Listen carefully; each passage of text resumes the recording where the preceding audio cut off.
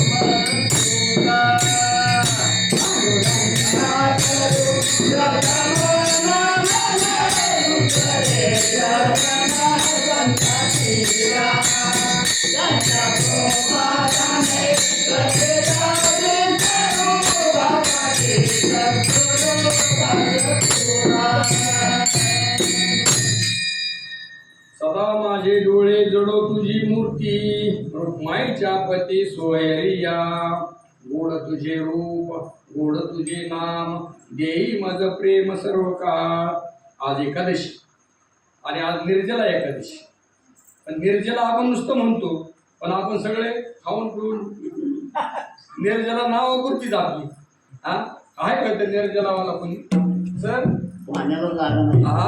पोटात जागा नाही कुठेही फराळ केलाय म्हणजे निर्जला एकादशी असो आज प्रस्तुत कीर्तन रूपी सेवेसाठी निवडलेला अभंग तुकोबारायांचा आणि आपल्या अंतःकरणातलं एक मागणी प्रकरणातला 4 चरणाचा अभंग आहे. आता यथामती सेवा करून घेणारे ते आपण निमित्ताशी कारण जशी सेवा करून घेते तशी घेऊ. मागणी मागतात काय मागतात वास्तविक आता मागणी मागायची का मागणी मागायचं तर निश्चित केलं आम्हाला काही मागायचं नाही सांगितलं आम्हाला काही मागणं निश्चित सांगितलं तरी का मागणी मागतात आणि मागणी कोण मागतं मागणी मागणारा कोणाला आहे ज्याच्याकडं आहे तो मागतो का नाही ते मागतो ज्याच्याकडं नाही ते मागणार आहे आणि ज्याची गरज आहे ते मागत गरज नाही ते मागल का ज्याला गरजच नाही तो मागणार नाही. माझा वास्तविक पाहता तो कोबरायला गरज आहे का काही न मागे अरे दिलं तरी घेतले नाही असे तो कोबर आहे. शिवबांनी आम्हाला त्यांना एवढा नजराना दिला घेतला का त्यांनी आमच्यासारखा महाराज असलं त्याची किती अजून पाठवा पण तुकोबारायांनी मागितलं का अहो त्यांच्या पत्नीच्या गळ्यात फुटका मणी नव्हता. कोणता फुटका? सोन्याचा मणी असतो का नाही का? हा, ते मणी सुद्धा नव्हता. दिलं तरी घेतलं नाही. असे तुकोबराय मागतील का? पण मागणी पर प्रकरण सांगितलं आणि मागणी पर सांगितलं बघा. या अभंगाचं आपण बघितलं तर शेवटच्या चरणात काय म्हणतात? तुका म्हणे काही न मागो आणि काही मागायचं नाही आणि तुझे पायी सुख सर्व आहे. मग आता असं म्हणणारे तुकोबराय मागणी का मागतात? आम्हाला हे पाहिजे काय म्हणले? सदा माझे डोळे जडो तुझी मूर्ती. ही मागणीच आहे. रुक्माईच्या पती सोयरी आहे. अजून कसं? गोड तुझे रूप गोड तुझे नाम देई मज प्रेम सर्व काळ. प्रेमाची मागणी केली. देई मज प्रेम, प्रेम ही मागितलं. आणि विठो माऊली हाची वर देई. कोणता वर देई? संचारुनी राही हृदय माझ्या. हे मागणे सगळं मागणंच मागितलंय ना. मग का मागितलं? त्याचं कारण काय? महत्वाचा हा विचार करायचा आहे. तो आपण यथामती करणार. विठ्ठला विठ्ठला विठ्ठला.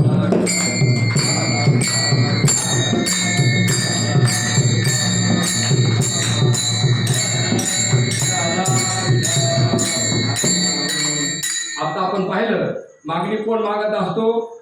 ज्याच्याकडे नाही आणि ज्याला गरज आहे असा मागणी मागणी अंतःकरणात कधी तयार होती? आम्हाला कशाची तरी गरज पाहिजे आणि ती आमच्याकडे प्राप्त नसली पाहिजे. आमच्याकडे नसलं पाहिजे ती माग असल्यावर मागू का? हा, आता बघा. आता ज्याला खरी भूक लागली तो भिकारी येतो आपल्याला आणि काय म्हणतो? माई मला जेवायला द्या, भिक्षा द्या. मग ती माऊली येते, काही भाकरी काय कालवण देते आणि मग ती खा बाबा, पाणी पे. हा, सर्वसामान्य ज्याला भूक लागली त्याला नाही त्याला. आणि एखादी आपल्याला असं आतापर्यंत आठवतंय का तुम्हाला कधी? आमच्या दारासमोर लांबलचक गाडी आली आणि त्यातनं ते उतरले आणि म्हणते बाई आम्हाला भिक्षा द्या. असं आहे का? का? त्याला गरज आहे का? त्याला प्राप्त आहे. जे मागल का? मग तुकोबरा हे मागतेच का? हा विचार करायचा. मागणी का मागायची? तर मागणी ही कुणासाठी मागायची? तुम्हाला आम्हाला कळावं कसं मागावं. तुम्हाला आम्हाला कसं मागावं कळत नाही. कुणाला मागावं कळत नाही. किती मागावं कळत नाही. आम्हाला ह्याचं आहे का? आम्हाला 4 गोष्टीमुळे दुःख होते. आम्हाला कुणाला मागावं पहिले कळत नाही. आम्ही विषयाच्या दारात पीक मागतो सुखासाठी. हा, पसंत महात्मे विषयाच्या दारात जात नाही. विषयाला सोडून ते सुखी असतात. आम्ही विषयाच्या दारात जातो. मागणार काय मागायचं हे आम्हाला कळत नाही. किती मागावं हे कळतंय का? कुणाला मागावं कळत नाही. किती मागावं कळत नाही. कसं मागावं कळत नाही. काहीच कळत नाही. काही कळत नाही म्हणून आम्ही दुःखी आहे. आणि हे सुखी काय? कुणाला मागायचं? देवालाच मागायचं, दुसऱ्याला मागायचं नाही. कुणाला मागितलं? पांडुरंगाच्या समोर उभा आहे तुकोबराय आणि म्हणतात आम्हाला द्या, आम्हाला द्या. कुणाला मागतात? तर त्यांच्यासाठी मागितलंय का? वास्तविक पाहता तर त्यांना गरजच नव्हती काही. ते सुखीच होते. तुकोबराय झालं, माऊली झालं, ह्याला मागायची गरज होती का? काही नाही. कारण ते बाहेरच्या विषयावर अवलंबूनच सुख नव्हतं त्यांचं. त्यांचं सुख होतं अंतःकरणात. मुळं सुखरूप काही नाही असलं तर त्यांच्याकडे आहे. सदा संतुष्ट, संतुष्टम सततम योगी. 12व्या अध्यायात सांगितलं माऊलीने. संतुष्ट अशी ती योगी. वार्षिकी न सागर माऊली म्हणतात. तुमचा पाऊस नाही पडला तर सागर काय? त्याला काय गरज आहे का पाण्याची? नाही, तो स्थिर आहे. तसे संत महात्मे स्थिर आहेत त्यांच्या जीवनात. मग कुणासाठी मागतात? तर तुम्हाला आम्हाला कळावं म्हणून मागतात. माऊली, आता माऊलीचंच आपण बघितलं. आता माऊलीचं पसायदान तुम्हाला माहिती ना? पाठ आहे ना पसायदान? का कुणाला नाही? धन्यवाद. पसायदान घेते म्हणजे धन्यवाद. काय काय काय पसायदान सुद्धा घेतले. असो, पसायदानात आपण बघितलं पहिल्यांदा काय? आता विश्वात्मके देवे. येणे वाग्यज्ञ तोषावे, तो शोणी मत द्यावे पसायदान. परत आता 2च्या खालच्या ज्या 2 ओळी त्यात किती 6 मागण्या मागितल्या. फळांची व्यंकटी सांडो तया सत्कर्मी भूता परस्पेरे जडो मैत्र जीवांचे दुरितांचे निमीर जावो विश्व स्वधर्म भाव. जो जे वांछील तो ते प्राणी जाणे. वास्तविक पाहता माऊलीला मागायची गरज आहे का हे? प्राणी जात म्हणलेले हे काय गरज आहे का? आता त्यांच्यात प्रसंग आपण बघितला, पैठणला रेड्यामुखी वेद बघ. आता तिथं बोलवला का नाही वेद? बोलवला. आता म्हणजे सगळ्याला काय दिसला? तिथं मध्ये महंत होते, मोठमोठे होते, सगळ्याला काय दिसला? तो रेडा दिसला. पण माऊलीला आमच्या रेडा दिसला का? माऊली रेडा म्हणजे नाही, तो माझा आत्मा. तो काय म्हणले? तो माझा आत्मा.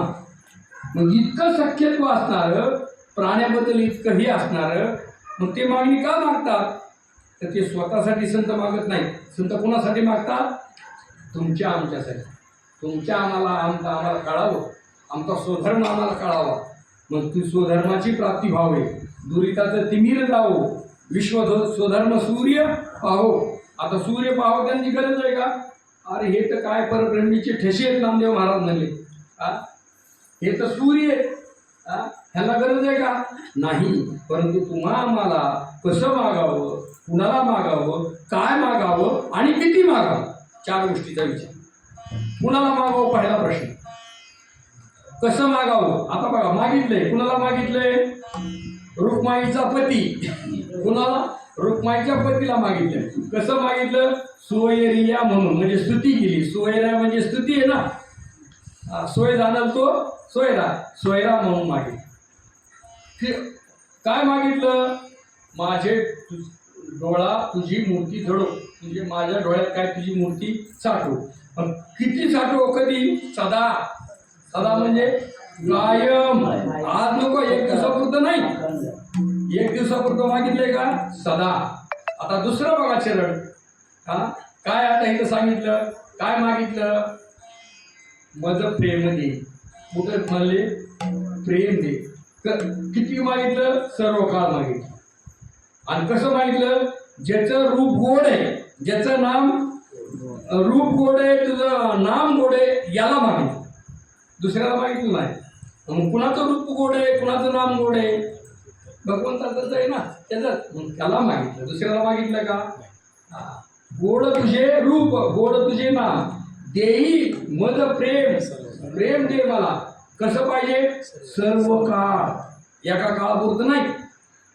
आम्हाला जागृतीत नुसतं पाहिजे नाही, आम्हाला जागृतीत पाहिजे, स्वप्नात पाहिजे, सुषुप्तीत पाहिजे, वर्तमान काळात पाहिजे, भूतकाळात पाहिजे आणि भविष्य काळातही पाहिजे. तिन्ही काळात, सर्व काळ. आम्हाला काय पाहिजे? प्रेम. काय मागायचं देवाला? खरं प्रेम. प्रेम मागितलंय. नंतर काय म्हणले? विठो माऊली. आता इथं विठो माऊली म्हणली, इथं सुद्धा स्तुती केली. माऊली म्हणली. हाची वरदी. दुसरा नाही, चकार सांगितला. हाची. काय दे? संचारुनी राही हृदय. माझ्या हृदयात तू संचार करून राहा, म्हणजे वास्तव्याला राहा. दुसरं काय मागितलं का? नाही. मग कसं मागितलं? स्तुती करून मागावं. हो द्या आम्हाला. मागणी केल्यावर असं जमल का? त्याला काय करावं लागेल? आम्हाला रिक्वेस्ट, प्रार्थना करावं लागेल. घेता का? त्याची स्तुती केल्याशिवाय मिळेल का आम्हाला? मग संत आम्हाला कसं मागायचं हे शिकवतात. त्याला गरज नाही. इतकं काय गरज आहे का? एवढं मोठं दिलं तरी घेतलं नाही. आणि संतुष्ट आहे. कसे? संतुष्ट. सर्व सुखल्यालो म्हणा. सर्व सुखल्यालो म्हणा. सर्व सुखल्यालो सर्व अलंकार. सर्व सुखल्यालो सर्व अलंकार. सर्व सुखल्यालो सर्व अलंकार. सर्व सुखल्यालो सर्व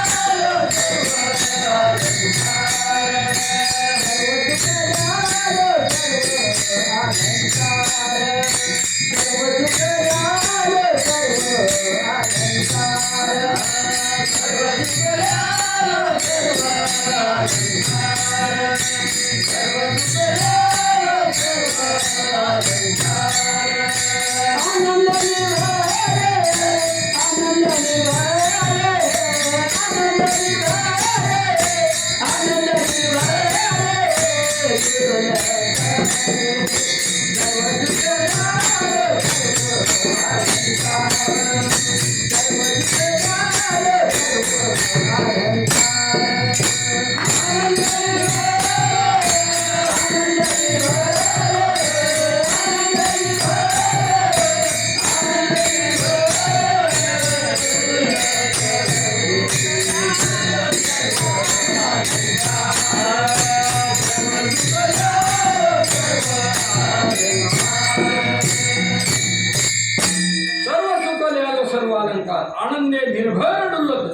आनंदाने निर्भर होऊन डुलते.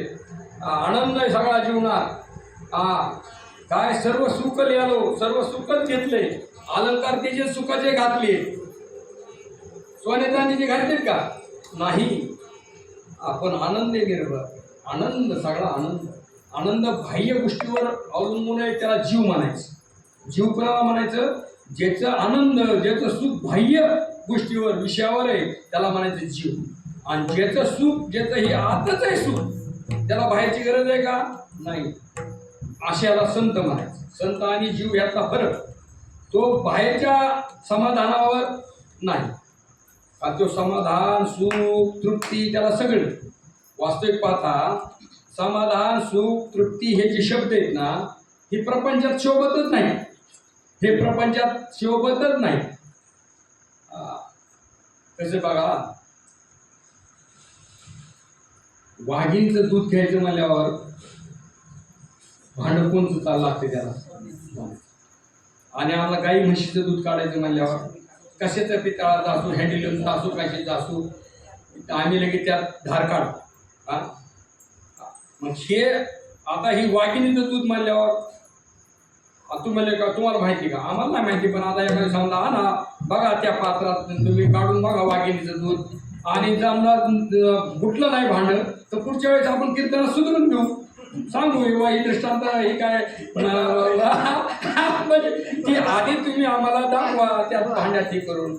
आणि नाही समजा तुम्हाला हे झालं, मग आम्ही म्हणू की असं असं आहे.